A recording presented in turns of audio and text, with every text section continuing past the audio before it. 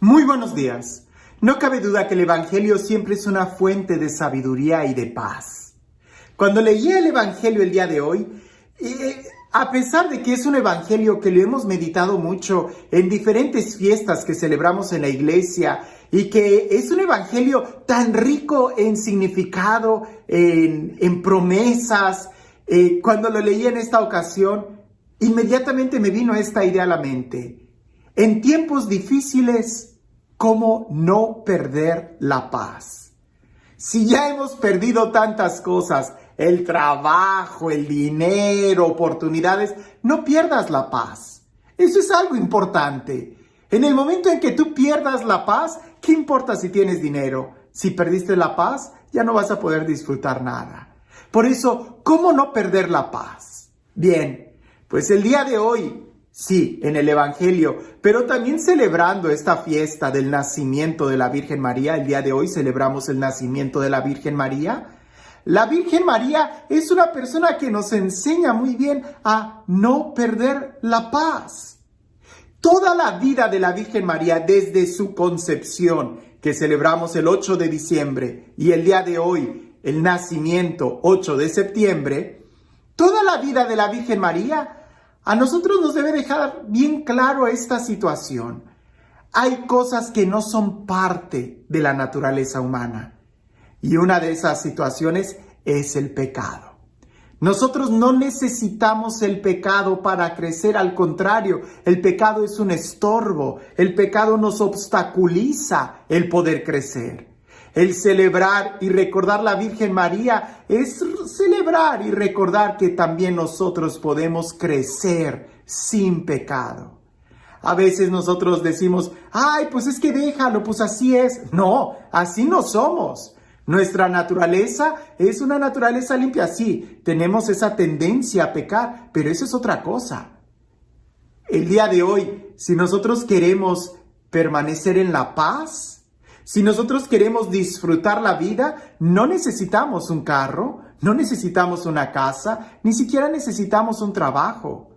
Lo que necesitamos es no perder la gracia, no perder la paz, no perder la relación con Dios.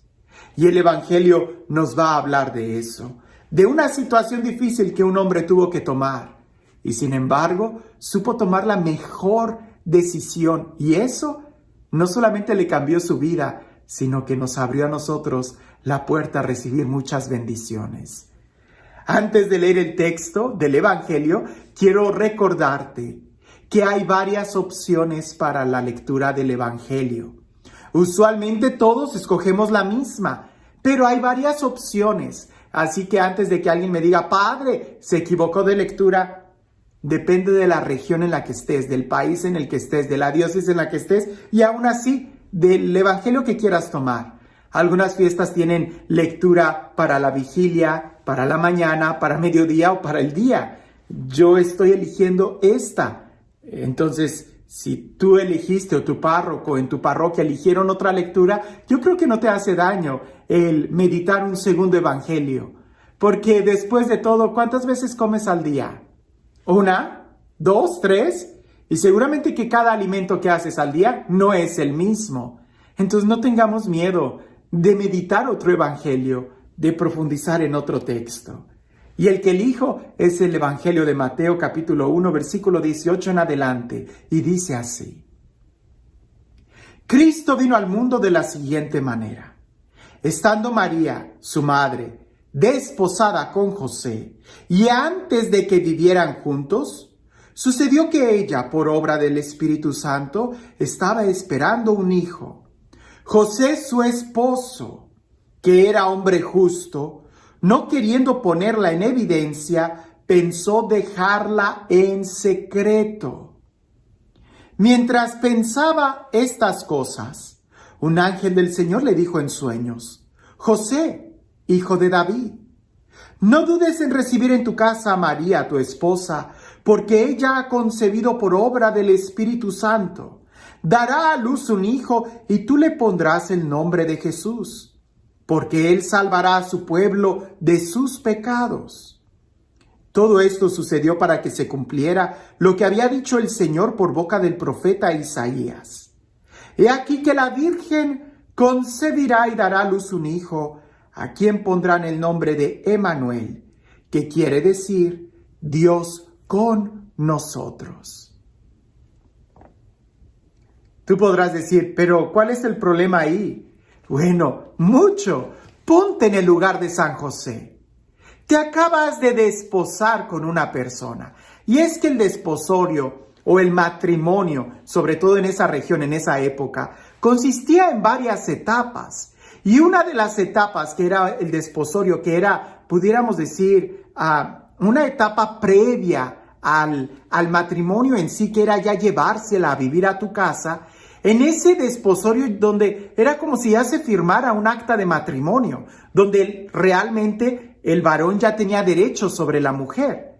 Pero el Evangelio pone bien claro que todavía no vivían juntos y que María estaba embarazada por obra del Espíritu Santo y que María va y le dice a José, oye, estoy embarazada por obra del Espíritu Santo. Y José es un hombre justo. Y la palabra justicia en la Biblia tiene una gran relación, similitud, o pudiéramos decir casi sinónimo, con santidad.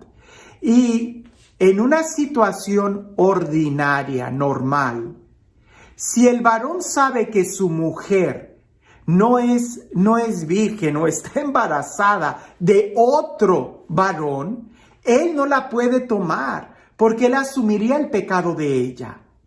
Pero en el caso de José y de María, resulta que José sabe que no puede tomar ese niño porque no es de él.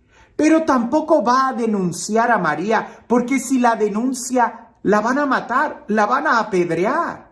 Y José cree en la palabra de María, pero al mismo tiempo él no puede tomar ese niño porque él está buscando la voluntad de Dios. Y la voluntad de Dios es que no puede tomar un niño que no es de él.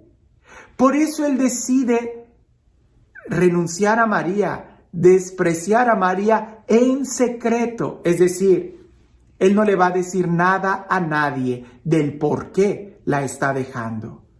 Eso significa una decisión muy fuerte para José. Él ya tiene un problema encima. El problema es, ¿la tomo o no la tomo? ¿La llevo a mi casa o no la llevo a mi casa? Si la llevo a mi casa, pues estoy haciendo algo que no es bueno. Pero si la denuncio, la van a matar. Y eso tampoco es bueno. Entonces él decide rechazarla en secreto. No decir nada y simplemente nunca llevársela a vivir con él.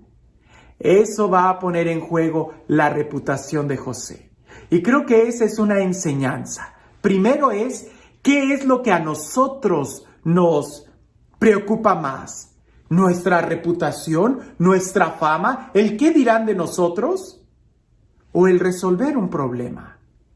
Y José está viendo que es más importante salvar la vida de María, salvar la vida de ese niño y buscar una solución. Y no tanto como su reputación. Eso no importa. A él le importa lo que Dios diga de él, no lo que la gente diga de él. Por eso, si en cierta situación de tu vida tú estás en un problema, que no te importen los demás. Primero busca tu corazón. Si ya perdiste tu trabajo, si ya perdiste tu dinero, si ya perdiste, qué sé yo, un carro, no pierdas la paz. Porque perder la paz es una decisión propia. Pudiera estarse derrumbando muchas cosas, pero tú eres quien elige perder o no perder la paz. Tú no eres responsable de las cosas que sucedan a tu alrededor. Tú solamente eres responsable de cómo reaccionas.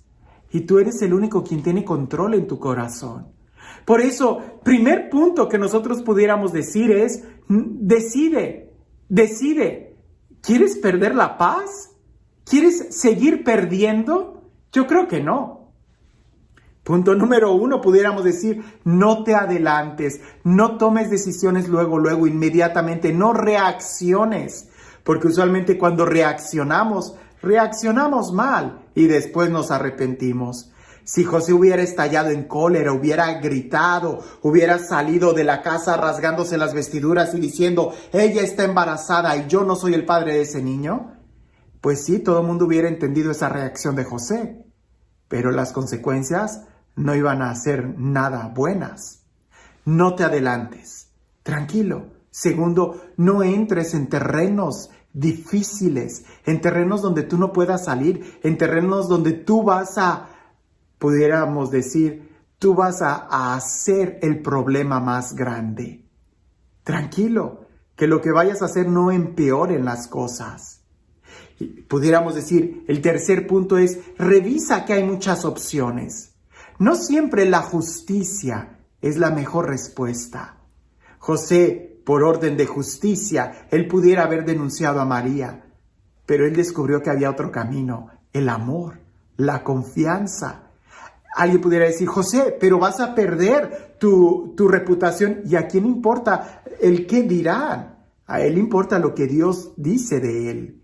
Y es precisamente esa actitud, el buscar la voz de Dios, lo que hace que José tenga una revelación muy profunda. Porque es hasta ese momento donde él entiende el rol que él va a tener en la historia de la salvación. Él va a tomar a María y cuidar a ese niño, que será el Salvador. Lo que aparentemente era una desgracia, era un gran problema, en realidad era una gran bendición para José. Pero si nosotros reaccionamos mal, vamos a terminar ensuciando grandes bendiciones para nuestra vida, o vamos a terminar aniquilando esas oportunidades y bendiciones que tenemos para nosotros. Así que es ahí, escuchando la voluntad de Dios, buscando la voluntad de Dios en primer lugar, donde Dios cambia nuestros planes. No tengas miedo de que Dios cambie tus planes. Dios es experto en cambiar planes. Nosotros hacemos nuestros planes y Dios se ríe de ellos. Tú solamente confía en Dios y sigue avanzando. Deja todo lo demás en sus manos. Porque podemos perder muchas cosas, pero si nosotros seguimos en pie, con la paz, con la gracia de Dios, seguramente podremos esperar cosas mayores. Y este Dios, el Dios de la abundancia, el Dios que nos ama, el Dios que continuamente quiere bendecirnos, quiere pronunciar su palabra, el Dios que quiere cambiar nuestros planes por planes mejores, que sea Él quien el día de hoy nos bendiga, en el nombre del Padre, del Hijo y del Espíritu Santo. Recuerdo esta anécdota que creo que es muy propia para reflexionar en este tiempo. Dicen que esto es un cuento. Esto sucedió allá en Europa cuando la peste negra estaba azotando mucho. Una gran epidemia que ahí estaba sucediendo. Cuentan que había pueblos incluso que de 10 habitantes, 7 personas, de cada 10, 7 morían a causa de la peste negra. Esto está documentado en la historia, esto es verdad. El cuento empieza a continuación. Que había un monje que estaba caminando de un pueblo a otro cuando vio al ángel de la muerte, al ángel de la peste negra, que iba caminando. Y el monje, por curiosidad, le pregunta al ángel, ¿a dónde vas? Y él dice, voy a entrar a ese pueblo de donde tú estás saliendo y voy a llevarme a 100 personas de ahí. Van a morir por la peste negra. Y aquel monje se sorprende, dice, 100 personas son muchas. Y el ángel le dice, son más que suficientes. El monje sigue su camino, el ángel de la muerte entra al pueblo y mata a las 100 personas de la peste negra. Tiempo después el monje regresa a ese pueblo y se da cuenta que no fueron 100 personas, fueron más de 50,000 personas las que murieron por la peste negra. El monje se sorprendió mucho y dijo, pero a mí me dijeron que solamente iban a ser 100. Bueno, viene de salida el monje y se vuelve a topar con el ángel. Y el monje le dice, oye, además de ser tú el ángel de la muerte, veo que también eres un mentiroso. Y el ángel de la muerte le dice, no, ¿por qué dices eso? Y dice, tú me dijiste que solamente te ibas a llevar a 100 personas y resulta que murieron más de 50,000. Y el ángel le contesta, yo solamente me llevé 100, pero detrás de mí vino el ángel del miedo y él se llevó el resto. A veces es así. Tenemos un problema, pero el problema no es el problema. El problema es que a veces nosotros no sabemos cómo manejarlo y el miedo llega y nos vence. Si tenemos un problema o una situación difícil, por favor, no pierdas la paz, no pierdas la esperanza, no pierdas la fe. Si ya has perdido tantas cosas, no pierdas la paz. Y a ejemplo de San José, busca la dirección de Dios, que Dios es el único quien puede escribir derecho en renglones torcidos y Él puede cambiar ese problema por una gran bendición. Que tengas un excelente día.